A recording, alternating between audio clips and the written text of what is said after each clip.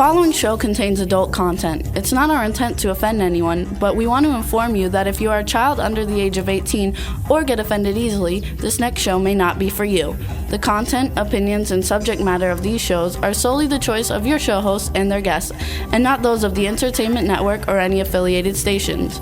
Any comments or inquiries should be directed to those show hosts. Thank you for listening.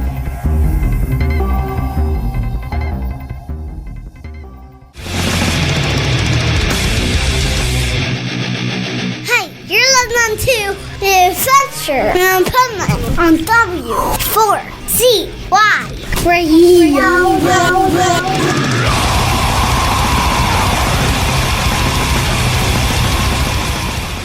This is the Pipeman here on the Adventures Pipeman W4CY Radio, and I'm very excited about our next guest because this is a positively Pipeman guest, okay? He has a show on our station, but forget that for a second. He's just brilliant in what he projects about powerful business strategies.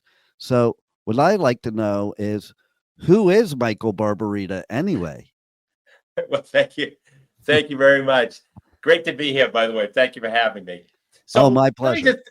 And what I'd like to do is just, give you a little story of my background. So back in 1999, I just sold my second business successfully. My first business sold for multiple seven figures.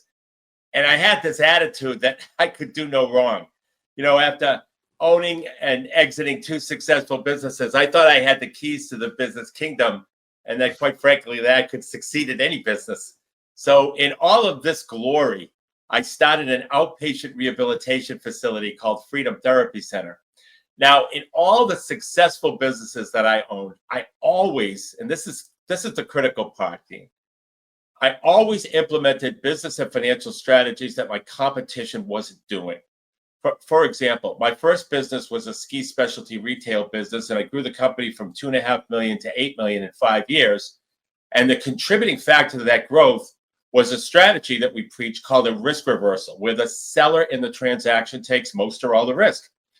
And one of the problems that the customer had in the ski industry is they really never knew if the ski they were being sold by some hotshot ski salesperson was the right ski for them until they went up in the mountain and tried it out.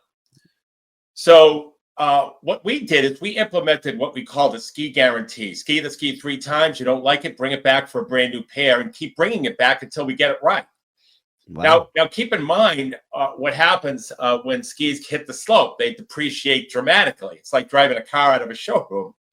So my managers and my employees thought I was absolutely out of my mind, because all they could do is they envisioned thousands of pair of skis coming back from the field and them having to do all this extra work and us losing a ton of money. But my mindset was a little different, and during the course of the next shows and stuff, as we go through our journey, I'm going to talk about how important mindset is.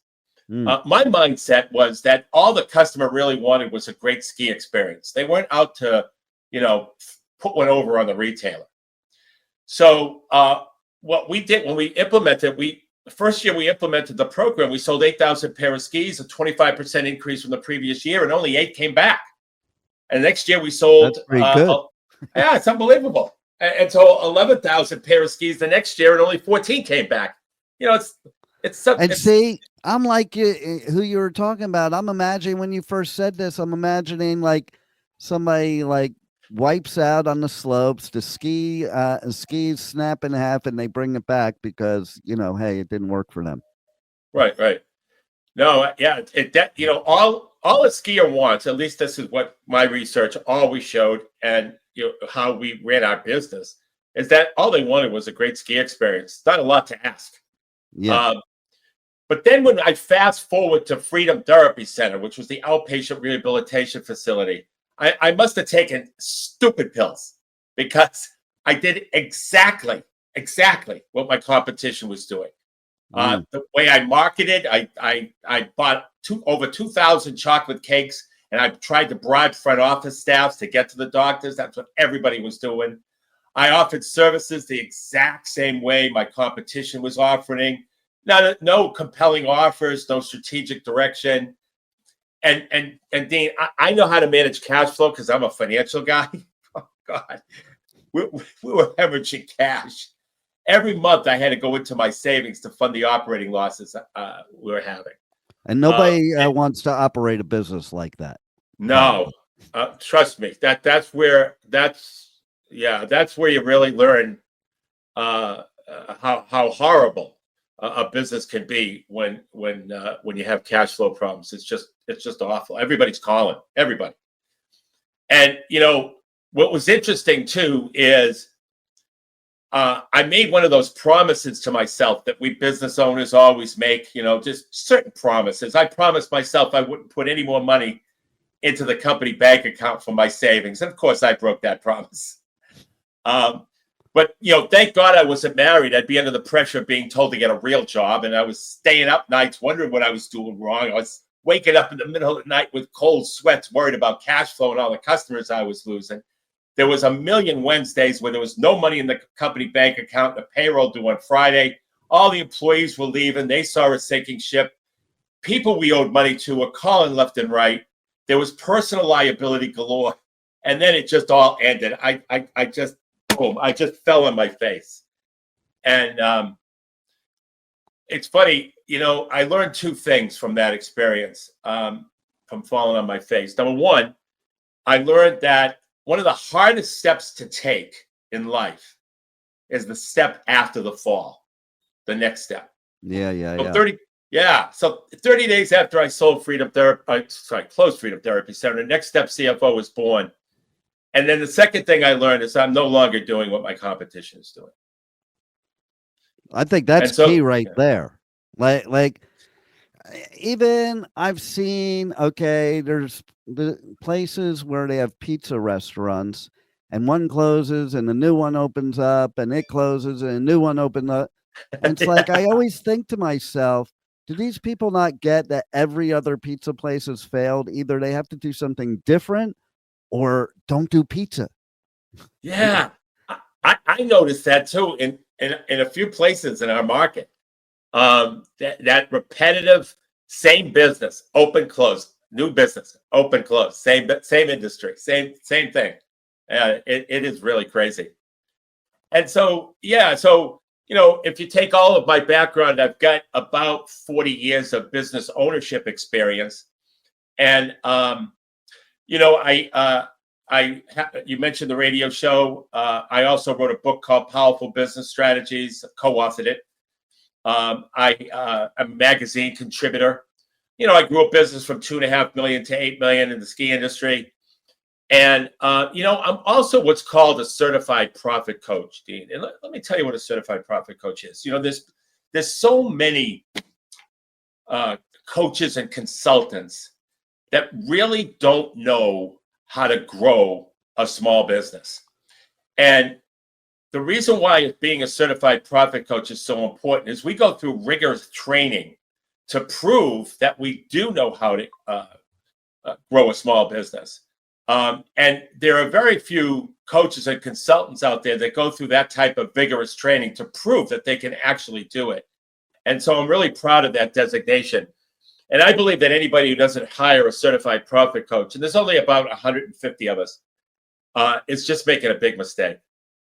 Well, I'll even add to that, okay? Because you just hit one of my things, because I have certifications in coaching, and it so boggles my mind. These people that they wake up in the morning, they decide to be a coach with no qualifications, no certifications, no education, no nothing. And it's like, oh my God, it's like everybody's a coach. And I have to say that people that are listening right now, watching right now, if you wouldn't hire a lawyer that didn't pass the bar, you wouldn't hire a certified financial planner that wasn't a certified financial planner, right. And so I think that the professional designations, specifically like the one that you have, it is absolutely necessary if you're going to be coaching somebody.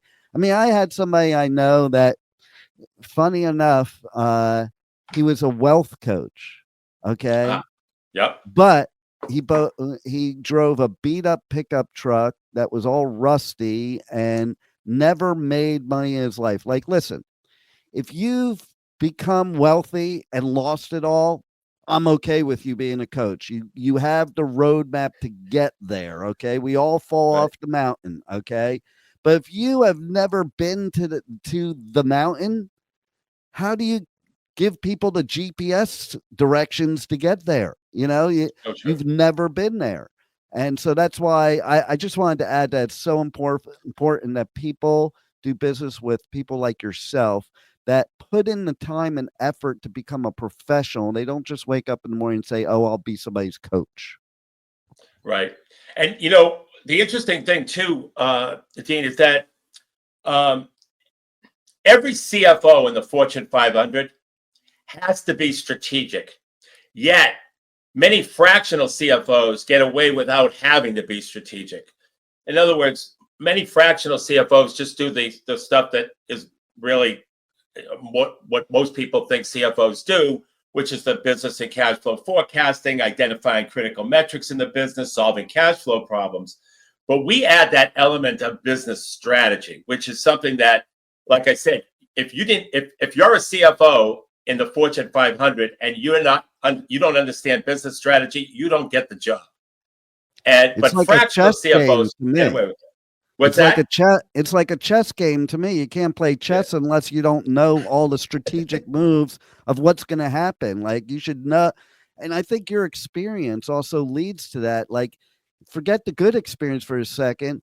The failing experience is what allows you to be able to help others to be strategic, because you can anticipate. Because listen, before that happened, and you even alluded to it, and we all get like this. We think we're unstoppable. We don't think about that we can, that we have to strategize against what could happen in a negative way, because it's not going to happen to us until it does. And then you have somebody like you that can really and give people the insight to the strategy, so that they don't walk through the same steps you did on the negative side, but do walk through the same steps on the positive side. Exactly. And so that is my background. And one of the reasons why I went into this business is because I learned so much from the business experience that I had. Yeah. And that like, now you never live long enough to see it all. I'll still say that. But I believe I have seen a lot of different things, and I have 4 clients in Denmark and around the world, as well as in the several clients in the United States. Nice.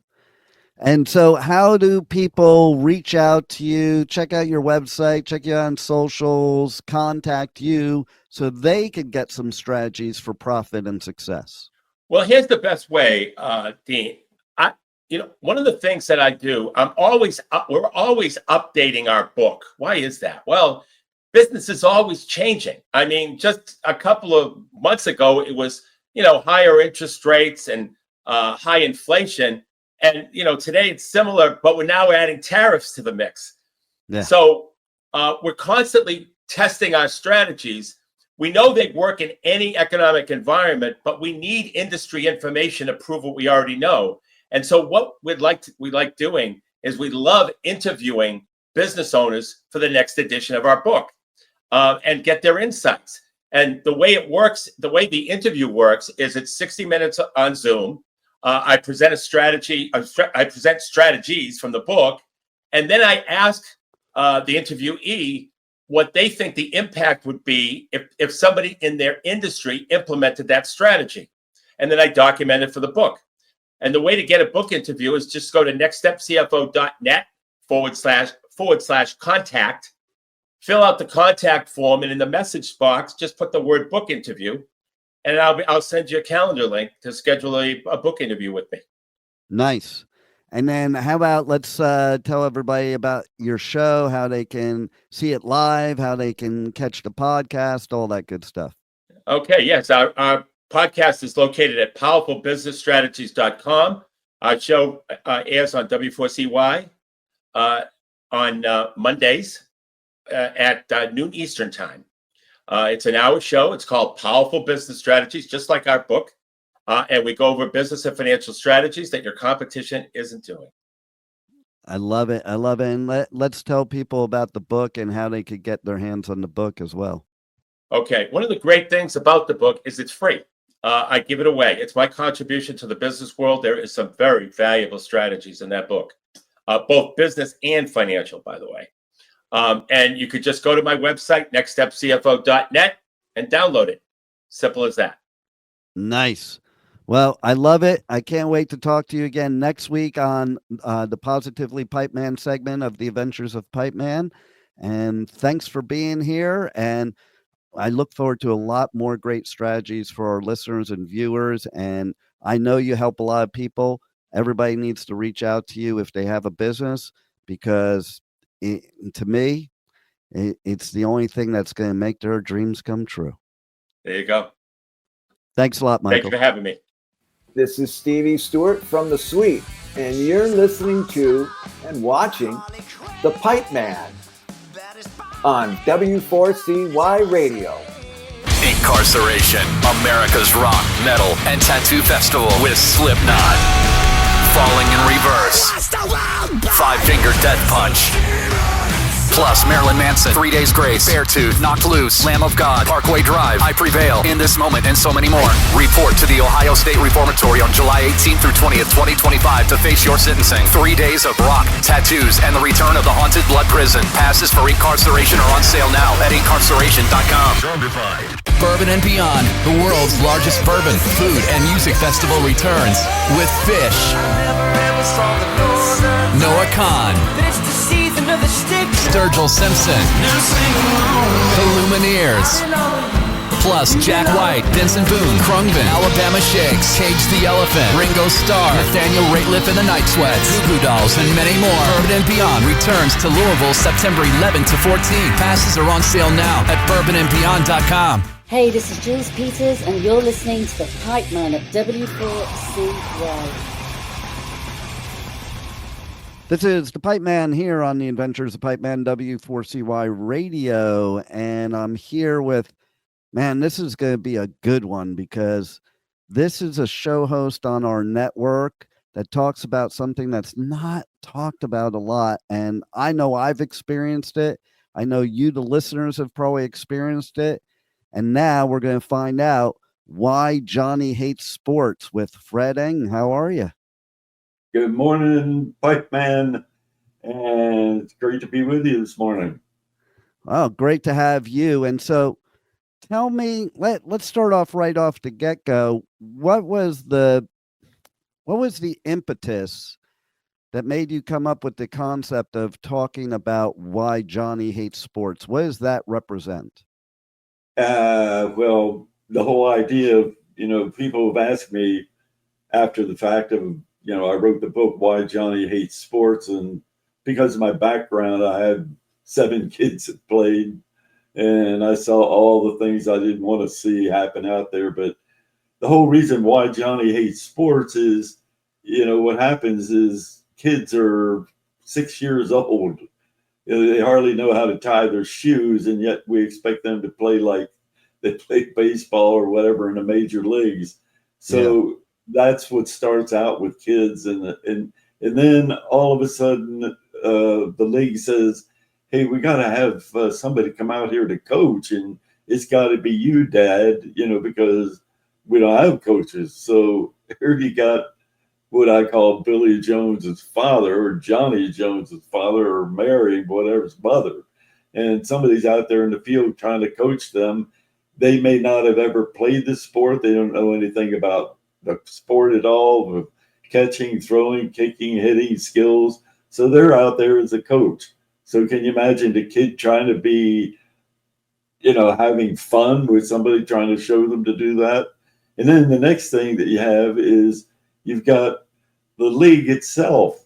And this league is made up of a group of guys who are plumbers, truck drivers, pharmacists. Who cares? Oh, you mean they don't actually play in the sport that they're running? No. So you got them out there, and they're organizing all of this. And so the main thing they say, well, what is our goal here? Well, what is every sport's goal? It's winning. And so get it back to the idea of kids starting out at 6 years old.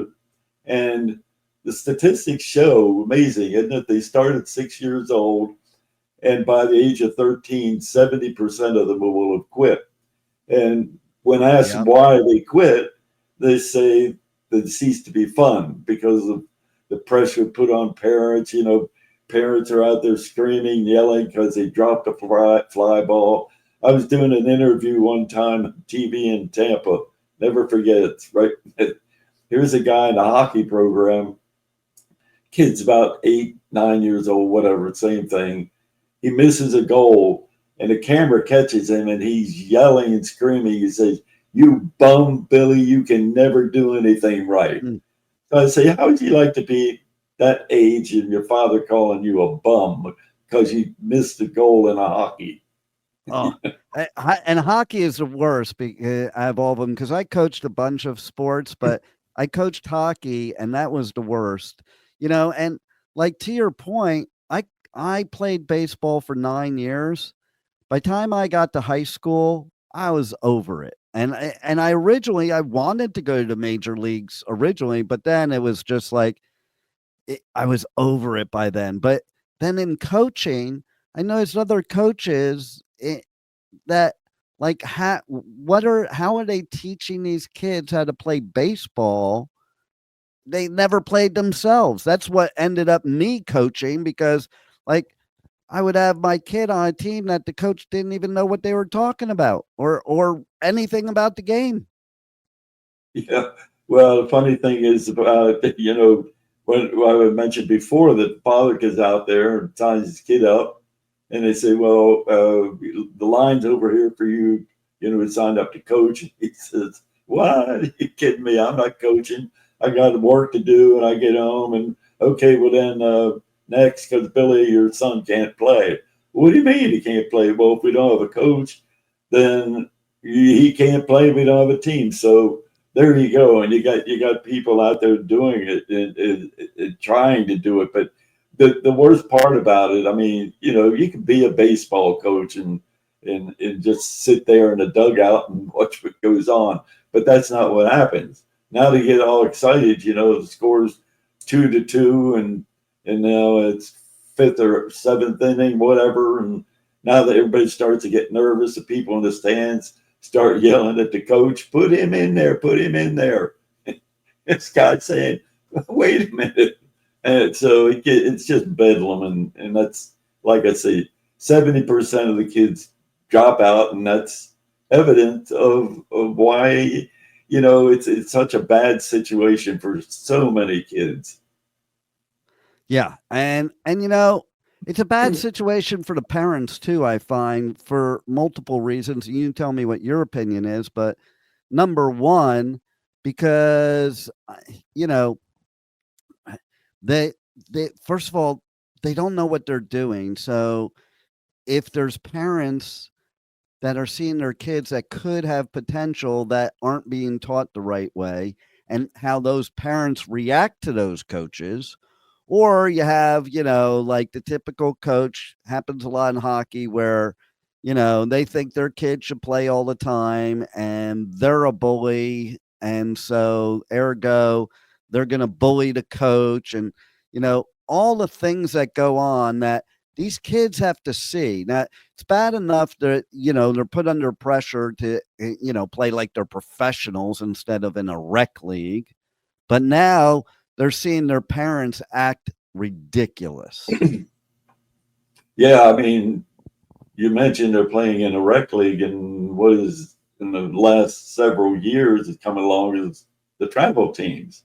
And so what happens with the travel teams, it's really, really hurting the rec programs. You got kids in communities, you know, no matter where you live in the country, there's parks and rec departments, and they've got fields all over town, Northwest Park, Southwest Park, East, whatever. And on those parks, they got ball fields that they built with the idea that kids would play baseball. Well, the rec department doesn't organize it. They allow the permits for Billy Jones's father and whoever come in and say, hey, we got to have a baseball program for our kids. And that's how it starts. So you got the tune of millions of kids across the country that are now playing in rec programs. And then in the last few years, what happens is they go in to try to get a permit and say, sorry that it's not available. What do you mean it's not available? Well, we have travel teams that have paid money to lease the field.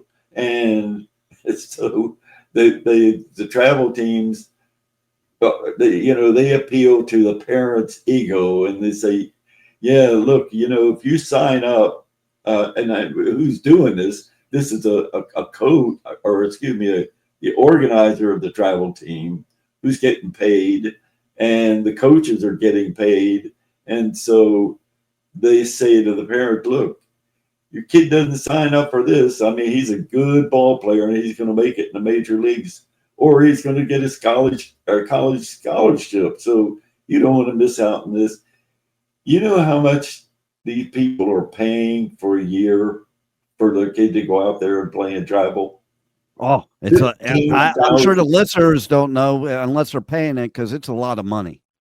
$15,000. I was telling somebody, one of the interviews the other day, we said, it must cost you about $5,000. And this lady laughed. She said, yeah, I wish it was $5,000. $15,000 we paid last year. I said, what for? Well, you go to the tournament, you got to take the kids, you got to stay in a hotel, you got to pay the coaches, you got to pay everything.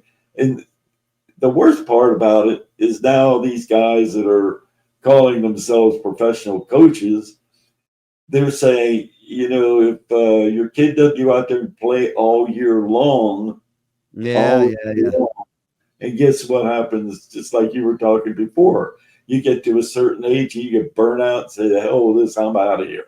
And because it's just too much.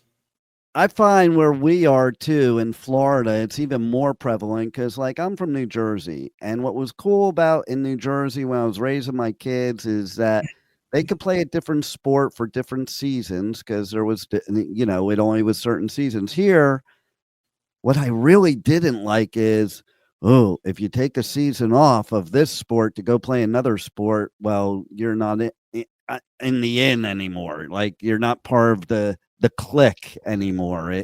It's like you can't miss one season or else you fall to the bottom of the heap. Yeah, the worst part of that whole deal is you got the kid that he's got friends and he's got other things that he may want to do, but he says to himself, I don't want to disappoint my parents because they're spending all this money, so I'll just stick with it and stay out there. I tell you, or the parents tell them that, right? Yeah, like the parents are like, no, if you want to quit after the season, you can, but you have to stick with it no matter what. Or they don't even give the option of quitting after the season. It's like, nope, you need to do this. And I think kids want to try different sports too. Yeah, the funny thing with the show that I do, as you kind of well know, called Why Johnny Hates Sports, which a little promo here is on Friday morning at 11 a.m. for anybody that's listening here. But, talking about it the other day, one of the shows that the woman was saying, yeah, we spent $15,000 for a year, I said, well, why do you spend that money? They said, well, my kid can get a scholarship. If they don't do this, they're not going to get a scholarship. I said, well, what if you just forgot about all that and started saving all that money? And right? Because you're not going to be guaranteed to get a scholarship, but if you put the money aside, you'll have money for them to go to college. Because, the statistics will show, it's amazing the parents, even though they know this, they don't give a damn. They say, hey, he can make it. But less than 2% of any kid that goes out in a baseball program and signs a major league contract will ever play in the major leagues. Mm-hmm. Isn't that amazing? So, some of the people that I've had on the show a guy that actually you're going to have me back next week. He went through the whole process of that, and I asked him about it. I said, your parents push you into that because of these? Oh yeah, absolutely.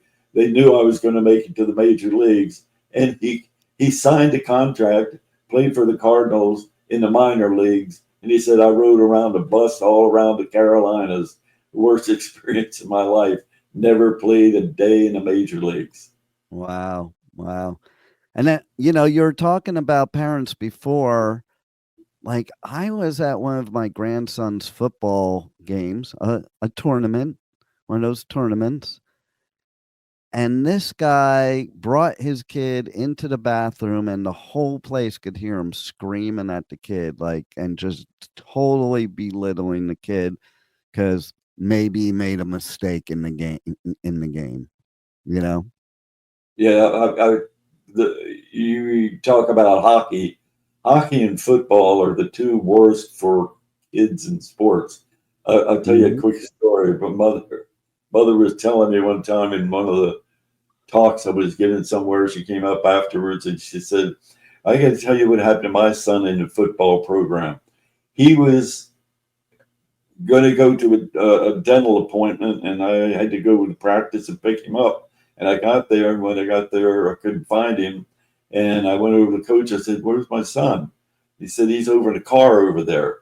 I said, I said, 'What's he doing in the car?' She said, 'Well, he's over there.' She goes over, opens the door of the car, and this is in summer, and it's hot, and the car's running, the heat's turned on high, and he's wrapped in plastic wrap. Oh, yeah, I know about that. And see, so what happens is the league says, all right, now we got this real good quarterback, and he's got to weigh 115 pounds. If he weighs any more than that, they're going to have weigh-in tomorrow. You got to lose it. And Tommy, you got to get in there and lose all his weight. So he gets in there, and it's, heat exhaustion. I mean, the poor kid could die from that. And then the mother knew it, and she ended up suing the coach. So people don't realize that. I mean, there's so many ugly, ugly stories about youth football coaches because, and I can say this because I was a head football coach in Wilmington, Delaware, in the high school. And so I know about football. And one thing is, football is a tough game for tough kids. And if you're not that, then you shouldn't be playing it. And so many parents get their kids out there and they're going to be trying to play football, and they shouldn't even be out in the field because they don't want to be. They don't like to get hit. And so it's just a rat race. But I'll tell you, the biggest fallacy of youth sports is called the maturing level. You got a kid that comes out, and let's say we get back to a 7-year-old. Well, maturation wise, there can be 4-year difference between that age group. So now you got a 7-year-old who managed to see that kid is 12 years old or what? He's not 7 years old. Well, he is because he matured early. So now you got him, and guess what the coach does? Oh man, that's good. Baseball, it's going to be my pitcher. Football, it's going to be my quarterback, because they think of him as this big kid. So now you got the other 7-year-old who is the reverse, and now he can be a 7-year-old and can be the body of a 4-year-old. And so now you have those two, and the league doesn't care. How old are you, son? 7 years old. You're in this group, 7-year-olds.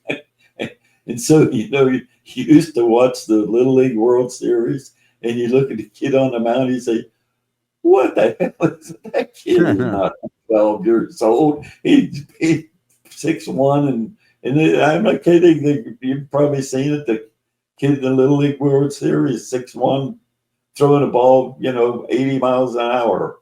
And how my 10-year-old grandson is almost my size, height-wise, and he's definitely stockier than me. So in football, he goes through that. Like, he, if he's in the 10U, then there's a bunch of kids that are like up to his knee and stomach size he's playing with. And guess what the uncle and the parents and everybody else says, that's my boy out there, you know, and look at it, he's big and he's going to dominate in this whole thing. And you never know what's in the kid's mind.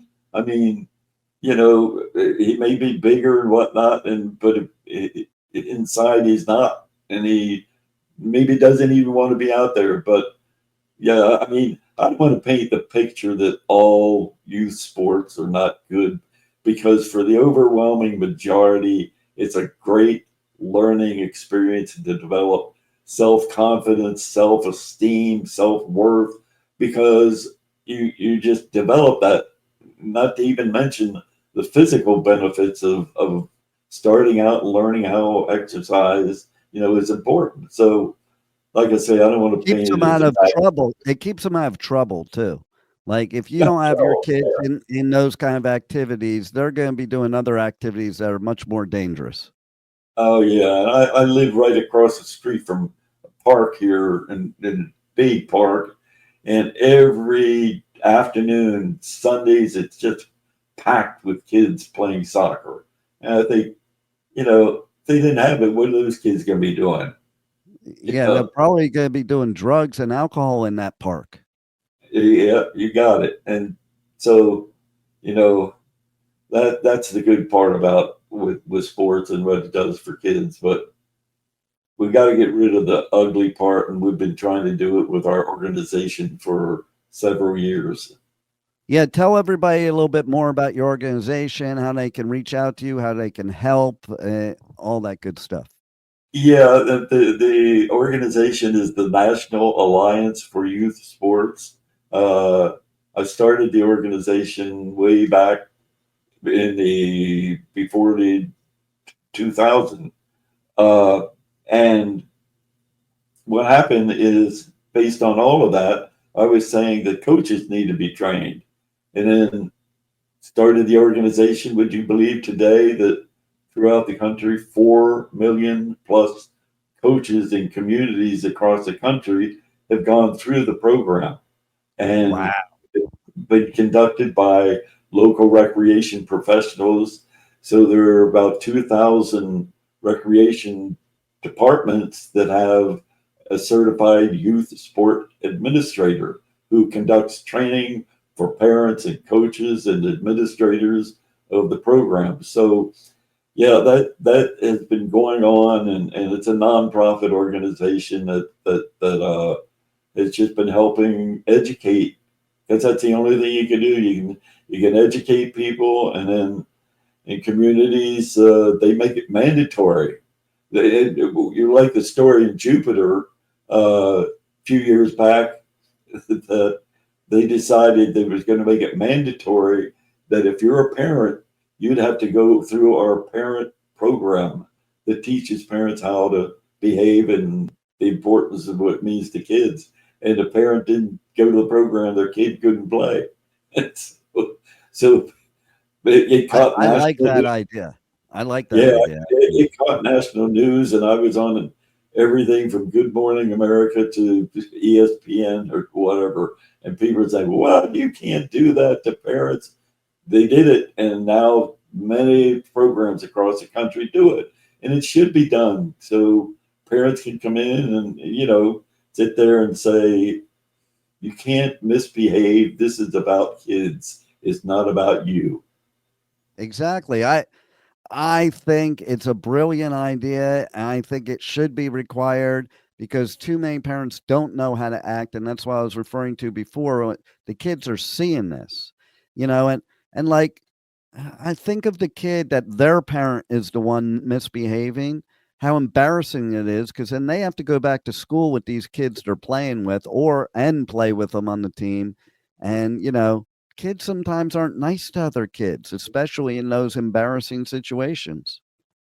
Oh, there's no question. I mean, there's so many stories that people have told me over the years of, you know, how the kids here. A judge, I remember telling me one time, is the judge in Alabama, and he said we were riding home in the car, and my son was riding in the back seat. My wife's next to me.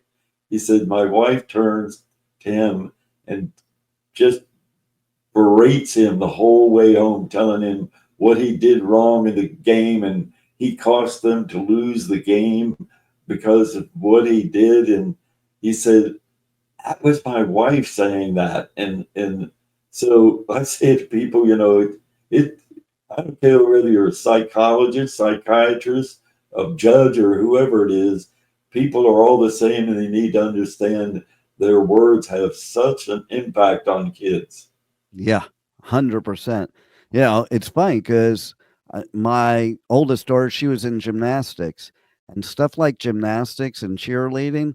Oh man, those parents get serious. Yeah, it doesn't matter. Right. I say to people, though, you know, when we talk about parent behavior in sports, it's so different. That parent can be up in the stands and the kid strikes out and parent yells, "You dummy, why would you strike out?" I said, can you imagine the same thing happens in school and they're having a spelling bee and the parents are in the room watching the spelling bee and the kid misspells the word and the parent jumps up and yells, "How can you be so stupid, Sam? Right? You should know that. We've been working with you." Everybody in the room been looking, who is this idiot? But they don't do it in baseball. It's just part of it, and people will look, well, that's part of the game, the parents, but it's not anymore. I mean, it shouldn't be a part of the game. Yeah. So we're thankful that we have an organization like yours that can help the kids, the parents, the coaches, everybody. One last time before we go, give out all your information for your organization, how people can help, how they can contact you, but also information on your show right here on W4CY Radio, Why Johnny Hates Sports. They can tune in every Friday, 11 a.m. Eastern time. And take it away, Fred. Yeah, if you would think about doing it, it would be great, because the organization is NAYS.org. That's the National Alliance for Youth Sports. And all you'd have to do is say, click in there, NAYS.org, and just say, wow. And you'll see all the things that the organization does and how you can get involved in one way or another.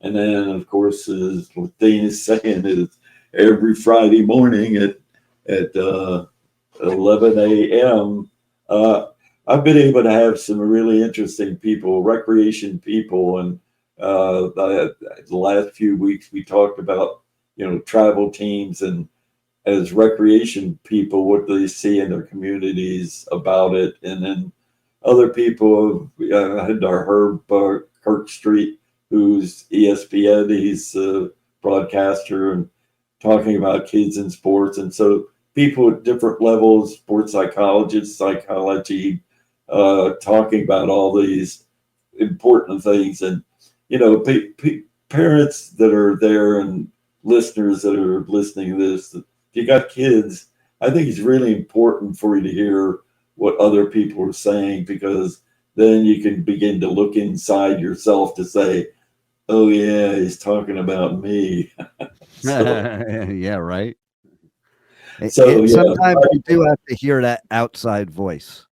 Yeah, you got it. So it's Friday morning at 11 a.m. and we look forward to seeing you. Well, thanks a lot for all you do, and your show is amazing. So everybody's got to tune in, or they can't listen to my show. And and it's same bat channel right here on W4CY Radio, W4CY.com. And Fred, thank you for being on the Adventures of Pipeman. You got it, Dean, and I like seeing your Pipeman shows from time to time, talking about different categories. Oh yeah, you never know what Pipeman personality is going to show up. I hear you. Great being with you. Ditto. Hey, this is John Lodge, and you're listening to The Adventures of Pipeman. of W4CY. Louder Than Life, September 21st through the 24th in Louisville with Foo Fighters,